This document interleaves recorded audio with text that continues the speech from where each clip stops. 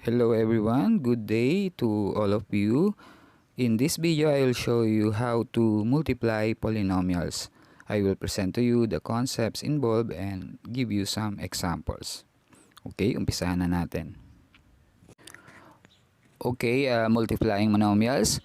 Multiply the numerical coefficients just like in sign numbers and use the laws of exponent for the literal coefficients. So, dun sa numerical coefficient daw, you just multiply that in na parang nasa sign nagmo-multiply ka ng mga sign numbers. And then, dun sa literal coefficient naman daw ay gamitin natin yung law of exponent. So, ito yung gagamitin natin, mostly is yung product of powers, wherein kapag same ang base nila, a to the m times a to the n, ang ginagawa lang ay ina-add yung mga exponent nila. Ang result dyan will be a raised to m plus n. Here are some of the examples. X squared times x to the fourth. So, ang numerical coefficient niyan are both 1. So, 1 times 1 is 1. So, inad lang yung kanilang exponent. Kaya, x raised to 6 ang naging sagot. And then, another one, 2x squared times 5x will give you 10x cubed. Next is negative 4x times 3x. Ang result will be negative 12x squared. Another one, parehong negative yung ating monomials na given, negative 5x squared times negative 3x to the fourth will give us positive 15x to the 6. Okay, so that's how to multiply monomials.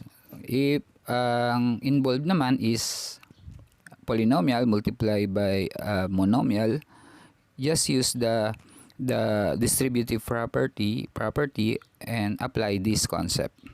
Okay? Okay, in multiplying two polynomials naman, use the distributive property and then multiply each term of the multiplicand by each term of the multiplier and align each product that are similar terms in one column and then i-add natin. Okay, so gamitin lang daw natin yung distributive property. Multiply natin ang bawat terms ng multiplicand by the multiplier and then i-align natin yung mga similar terms in one column, tapos i-add natin later on. Let us have some examples. Okay, so we have here a polynomial 6x to the fifth plus 10x cubed minus 5 multiplied by a monomial 4x. Okay, gaya ng binanggit natin kanina, gamitin natin distributive property and yung ating concept ng multiplication of monomials. Okay, so ayan, 4x times 6x to the fifth will give us 24x to the 6. Okay, so multiply mo lang yung numerical coefficient and then dun sa variables naman, i-add mo lang yung exponent kapag same ang base nila. Then we have here 4x times 10x cubed will give us 40x to the fourth. And then negative 5 times 4x will give us negative 20x. Okay, wala na naman tayong similar terms dito na i-add pa. So, this is now our answer.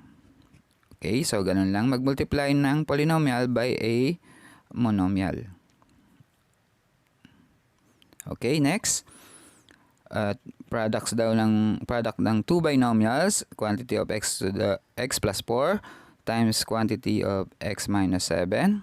So, before we use the FOIL method here, so gamitin natin siya.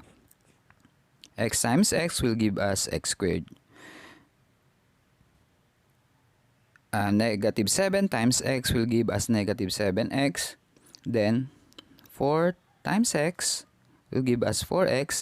I-align natin siya dun sa negative 7x. And then, negative 7 times 4 will give us negative 28. Yan yung ating naging constant term. So, ang result nito, add natin siya. Bring down x squared. Negative 7x plus 4x will give us negative 3x. And then, bring down negative 28. So, this is now our answer. X squared minus 3x minus 28. Okay, next.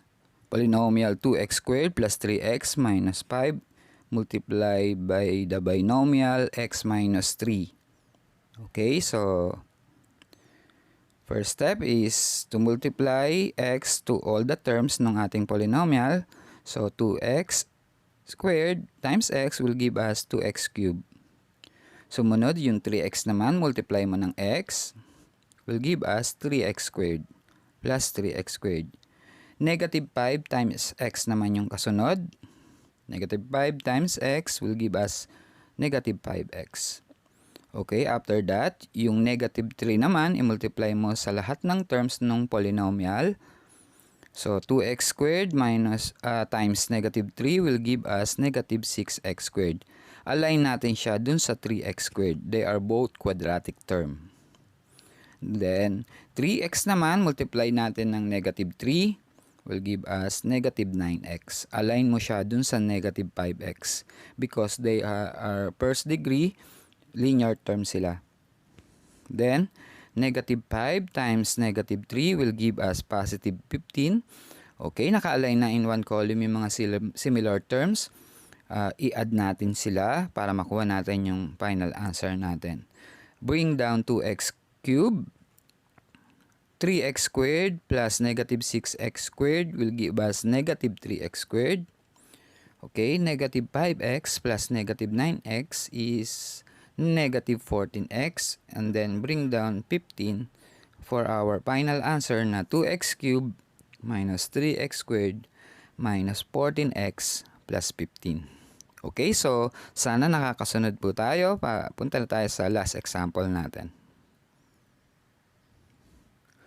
Okay, polynomial 3x squared plus 4x minus 2 multiplied by another polynomial na 2x squared minus 6x plus 5.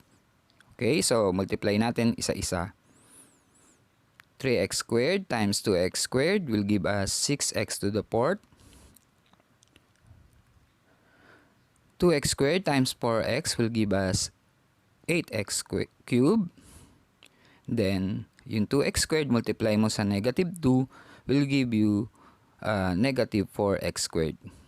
Okay, yung second term naman, yung negative 6, multiply natin dun sa lahat ng terms ng nasa kabilang polynomial.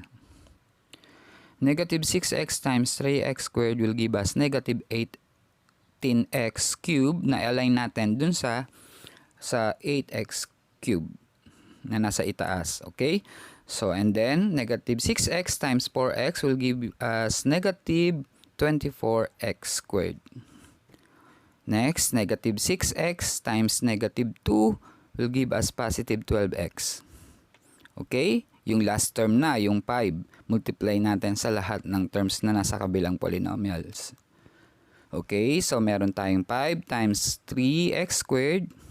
Sagot natin is 15x squared. Align natin siya dun sa baba ng negative 4x squared tsaka ng negative 24x squared. They are all similar terms. Pwede natin silang i-combine later on. Okay? Sumunod, 5 naman, multiply mo sa 4x. Will give us 20x. And then, yung 5, multiply natin sa negative 2 will give us negative 10. Okay? Naka-align na sa one column yung mga similar terms. Pwede na natin silang i-add. Okay? So, ibaba lang yung 6x to the 4th. Wala ka naman kasing i-add sa kanya. So, just bring it down. So, 8x cubed plus negative 18x cubed will give us negative 10x cubed. Okay, so negative 4 plus negative 24 plus 15 will give us negative 13x squared. Kasi yung negative 4 plus negative 24 is negative 28. Negative 28 plus 15 is negative 13. So the result there is negative 13x squared. Okay, next is 12x plus 20x is 32x. And then just bring down the constant na negative 10. So for our answer na 6x to the fourth minus 10x cubed minus 13x squared plus 32x minus 10. Okay, so Okay, always remember in multiplying polynomials, use the distributive property and multiply each term of the multiplicand by each term of the multiplier, and then align in each product that are similar terms or like terms kung tawagin in one column and then add. Okay, so I'm hoping na may natutunan tayo sa ating video lesson today. Okay, so this ends my video and thanks be to God.